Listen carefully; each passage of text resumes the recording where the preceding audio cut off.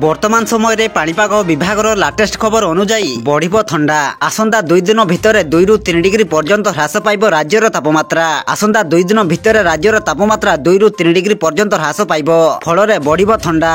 तेबे आसंतु पाणीपागर संपूर्ण खबर पर नजर पकाइबा, किंतु ता पूर्वरु वीडियो को गोटे लाइक करंतु एवं वीडियोटी को आपण मानक सांगसाथी माननकु अधिकरु अधिक मात्रा शेयर करंतु। जदि आम चैनल रे आपण प्रथम थर वीडियो देखुछंती ताहले एबे ही चैनल को सब्सक्राइब करी पाखरे थिबा बेल आइकन को प्रेस करी ऑल नोटिफिकेशन को ऑन कर रखंतु, जहा द्वारा आगो को पाणीपाग संबंधी लेटेस्ट अपडेट आपण माने सर्वप्रथम आम चैनल माध्यम रे पाई परिबे। सूचना अनुसार विशेष करी आभ्यंतरण और दक्षिण ओडिशा रे ठंडार प्रभाव अधिक रहिबो।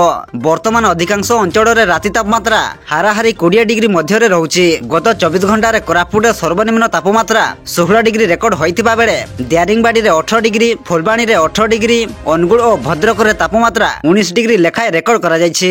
अन्यपटे म्यांमार उपकूल रे थिबा घूर्णिबलय प्रभाव रे एक लघुचाप सृष्टि होइछि। एहा प्रभाव रे राज्य को उत्तरा शुष्क पवन आसिबारे मध्य स्थिति सहायक हेउछि। तेणु राज्य को उत्तरा पश्चिम शुष्क ठंडा वायु पशिबा जोगु रातिर तापमात्रा ह्रास हेबार लागिछि।